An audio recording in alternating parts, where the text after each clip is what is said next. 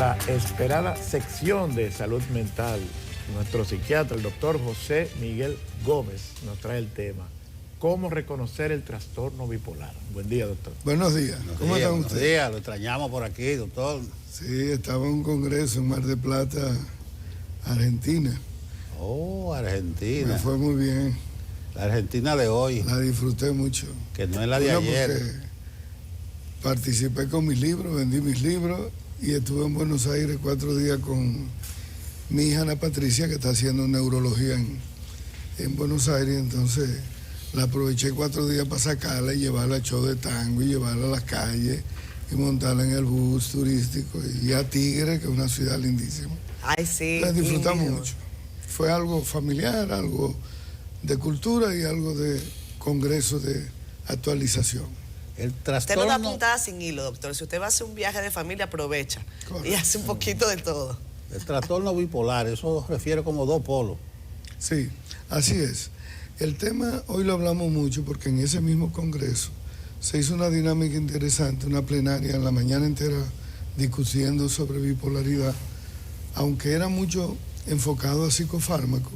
Sin embargo, hubo un chileno que habló de la importancia de la psicoeducación en la bipolaridad. Y nosotros, este es un programa de psicoeducación, de orientación en salud mental, de sensibilización, de ayudar a la gente a que a edad más temprana, buscar la ayuda de la salud mental. El trastorno bipolar está aumentando y desgraciadamente se está detectando a edades más tempranas, en preadolescentes, en adolescentes, en adultos tempranos. Y uno sabe que cuando una joven empieza, antes de terminar una secundaria y entrar a una universidad con un trastorno afectivo, un trastorno del humor, un trastorno del estado de ánimo, donde esta persona va a hacer cambios importantes, bruscos, desde una depresión hasta un episodio maníaco o hipomaníaco, o cuando una persona es cicladora rápido, que en un mismo día cambia su estado de ánimo de forma importante, o cuando una persona también puede ser ciclotímica, una persona ciclotímica, melancólica, depresiva, que hace picos de euforia. Esos cambios le comprometen mucho la dinámica de la funcionabilidad. Y el que vive con una persona que tenga tendencia a tener episodios de cambio de estado de humor se da cuenta que cuando está depresivo, esos 10 días, ese mes o 2 meses de fase depresiva, donde está apático, triste, no se quiere bañar, no se quiere levantar, se vuelve improductivo, llora por cualquier cosa, está irritable, de mal humor.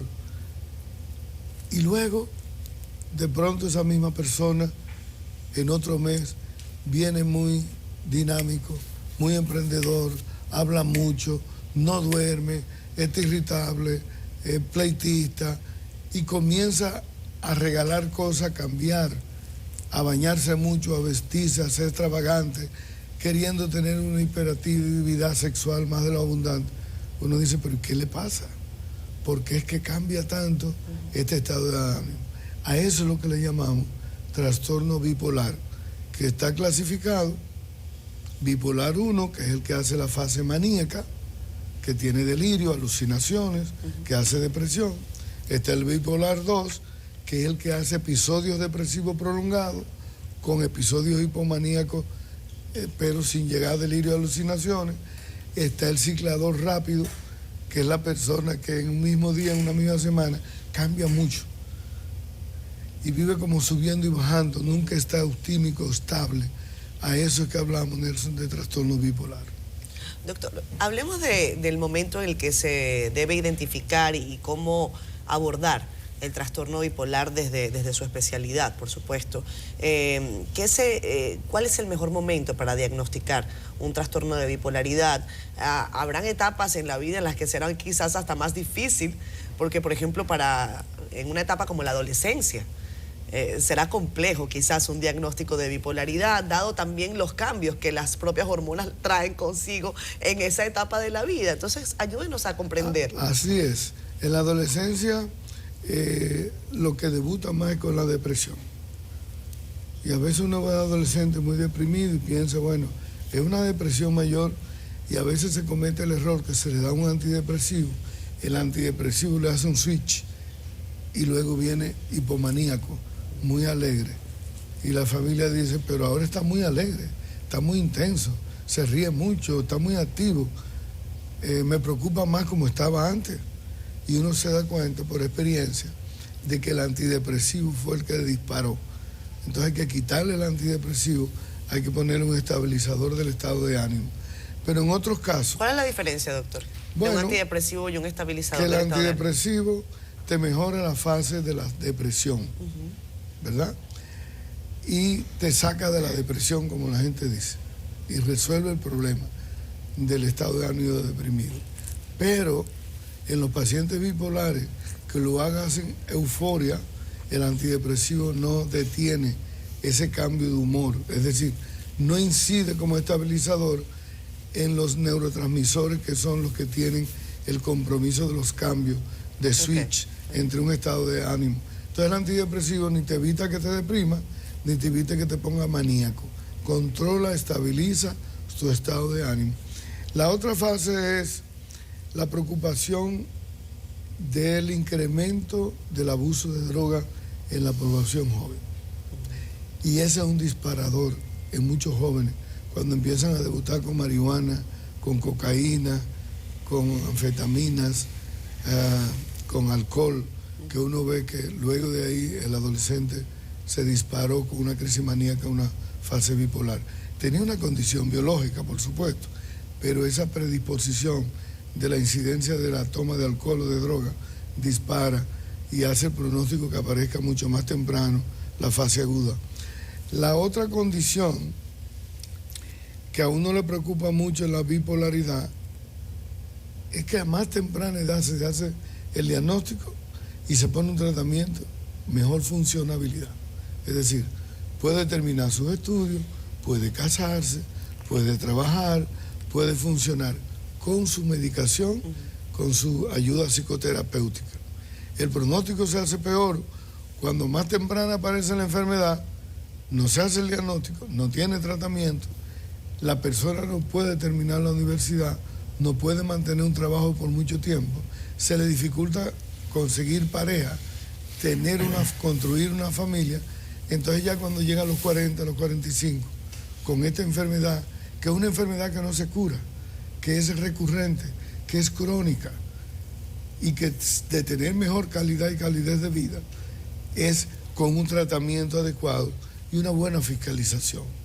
Doctor, la gente utiliza mucho el término como de manera normal, sin tener conocimiento, obviamente, de lo que se trata. O sea, en cualquier persona dice, fulano es bipolar, simplemente porque ve algunos cambios de ánimo que no necesariamente tiene que ver con eso. Y normalmente no se trata de una persona diagnosticada, sino que empíricamente o por observación la gente dice eso.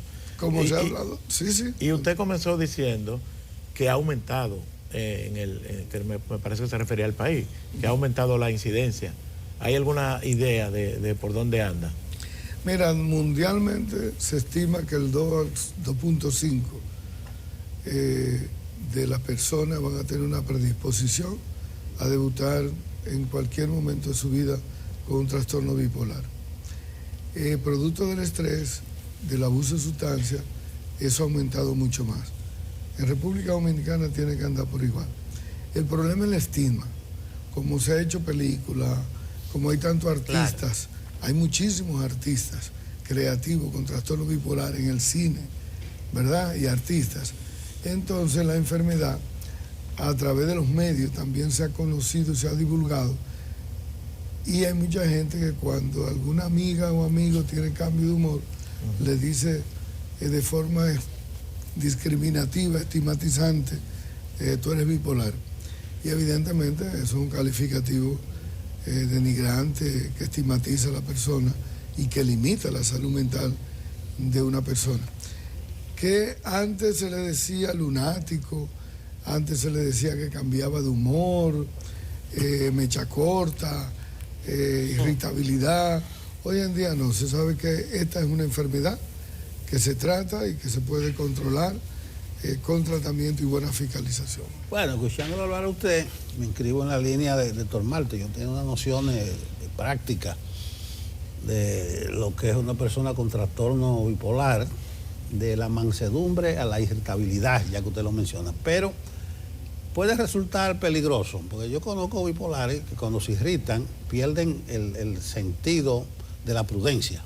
Y se aparecen hasta el colegio del niño, y que no va con su personalidad, pero puede tener algún tipo de connotaciones violentas. Sí, ahí está hablando Nelson de las complicaciones, del impacto de un paciente bipolar en crisis o sin tratamiento. Va desde complicaciones de violencia o agresividad hasta conducta transgresora a las normas, desinhibiciones, imprudencia, conductas riesgosas, desafiantes, que esa persona habitualmente es muy decente, es muy tranquila y que no lo hace, pero cuando está en una fase maníaca, que está eufórico, que el pensamiento está alterado, y si tiene delirios mágicos religiosos, creyendo que es Dios, que tiene poder, que tiene megalomanía, entonces comienza a hablar alto, con lo que le llaman ensalada de palabras, un discurso en tono alto, pensamiento rápido, y hay una alteración en el contenido, en el curso del pensamiento, y esta persona evidentemente en esa fase no puede discriminar lo que está haciendo. Desde las complicaciones que gasta mucho dinero en esa crisis, hay gente que se ha endeudado en una crisis maníaca, hay gente que ha tomado mucho alcohol, pero hay gente que ha cometido actos de suicidio, que es una de las complicaciones.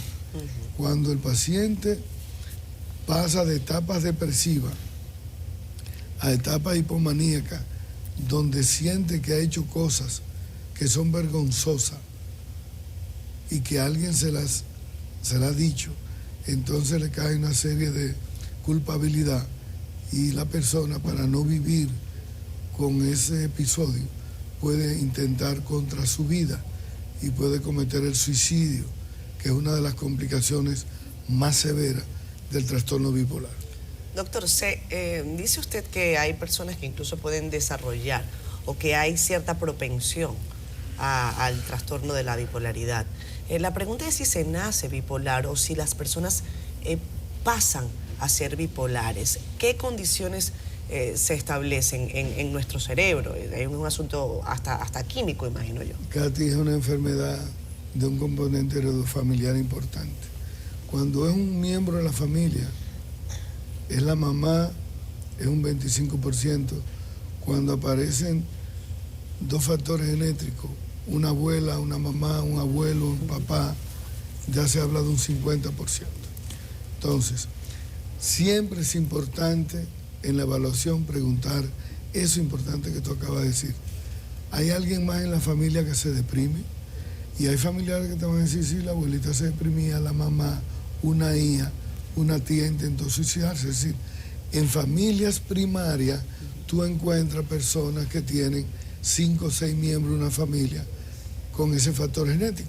Y este muchachito, este adolescente que está empezando con una depresión, fíjate la carga genética que tiene. Claro. Por eso es importante cuidarlo y protegerlo a edad temprana, ponerle el tratamiento, hacer la educación con la familia para que no le quiten el tratamiento, porque va a meritar de 2 a 5 años en un tratamiento. Pero usted dice, doctor, que uno de los, una de las alertas, por supuesto, es esa condición depresiva, ¿no? Eso es parte de la evaluación o del diagnóstico que usted hace en su consultorio, en su consulta. Pero, ¿cómo diferenciar depresión de trastorno bipolar? ¿No? Porque lo que usted dice, se trata como depresión, pero hay algunos disparadores. ¿Cuál es específicamente la alerta, ¿cómo decir, la señal que le dice al doctor, esto es un trastorno bipolar? Bueno, número 1, cuando hay una depresión donde hay un factor identificable externo, Sí. es mucho más fácil. Se está deprimiendo porque rompió con el novio. Se está deprimiendo porque se murió un familiar cercano. O sea, hay una causa. Se está deprimiendo porque en la escuela no va bien, porque el grupo no lo acepta, porque los padres están separando. Es decir, hay una causa externa identificada y es una depresión de menos intensidad. Sí. Cuando es el trastorno bipolar, hay una depresión de periodos cortos con cambios de humor, de irritabilidad, de trastorno del sueño, ¿verdad? Acompañado de irritabilidad y de cambios de estado de ánimo. Que la persona te dice, pero yo no sé, porque esta depresión yo me pongo así 3 días, 4 días, pero luego yo estoy muy contento, y luego no sé, sin pasar nada me apago. Claro. Y el fin de semana, que mi amiguita, mi amigo cumpleaños, No quería salir a hacer entonces nada. no quería salir. Y no sé por qué, porque esto no depende de mí. Yo quisiera, pero es como que pierdo el ánimo. Entonces, esos cambios te está hablando del trastorno bipolar. Usted decía que no tiene cura, pero con el tratamiento sí, la persona con todo el trastorno puede llevar una vida, digamos que Claro, normal. y de hecho uno tiene muchos pacientes bipolares, artistas, políticos, empresarios, obreros, médicos. Es decir, Gente mucha muy exitosa. que lleva a una persona una condición de vida normal, funcional, adaptativa, claro, con su chequeo, con sus medicamentos. El paciente que más se deteriora es el paciente o que abandona el tratamiento o que consume alcohol o droga y no hace seguimiento médico. Es decir, no desarrolla conciencia de enfermedad. Y eso sí hay que luchar mucho para que él tenga esa condición, no esconderla, decirla y la familia conozca los síntomas para que cada vez que sienta que hay un cambio, le diga vamos para donde el médico. Eso es importante. Doctor, terminamos, pero en el ambiente laboral, una persona bipolar, déjenlo quieto cuando él se pone así, porque no necesariamente existe toxicidad, vamos a llamarlo así, ¿no? No, en el ambiente laboral lo que pasa es que, por ejemplo, cuando está en fase depresiva, la productividad del desempeño baja mucho, Claro. el aislamiento, la tristeza, no quiere ir al trabajo, y hay que entender. Pero cuando está en fase maníaca, entonces, si está en una fase irritable, arma conflicto en el trabajo, puede tener una actitud pleitista contra alguien, desafiante, y sobre todo puede hacer algunos componentes paranoicos, algunos componentes que están contra él, que le quieren hacer daño, que cambia mucho de trabajo por ese mismo estado de ánimo. Sin embargo, cuando en el trabajo lo toleran, lo aceptan, lo conocen, le quieren, lo ayudan, incluso le dicen, tómate unos días, y lo comprenden y le dan sus 10 días, y saben que se estabiliza y vuelve de nuevo siendo esa persona productiva y creativa. Gracias, doctor. Lo mágico religioso y lo maníaco, que crea un plan en su contra. Correcto. Y todo lo mete en su mente como que es algo contra él. Aquí hay mayor incidencia de riesgo en los pacientes con la condición del trastorno bipolar cuando utilizan dentro de la enfermedad el contenido mágico religioso, específicamente la gente del sur y de Samaná, es decir, porque cuando se mete el componente cultural y entonces con la enfermedad tiene el componente cultural que creen Anaísa, que creen Meticilí, que creen el vudú, que cree en que hay algo que le están echando y que alguien en el barrio, en el sector, le está haciendo una maldad. Entonces eso se complica. Se complica. El aspecto cultural, desmontar el aspecto cultural con la enfermedad. Sí, porque es un mecanismo de creencia. Gracias, doctor. Nos vemos, Gracias, nos vemos el viernes por aquí. Nos veremos, gracias. Vámonos a la Buen pausa. día, que siga Feliz lloviendo. fin de por favor. semana, doctor. Que llueva, por Que favor. siga, Ay, sí. que siga.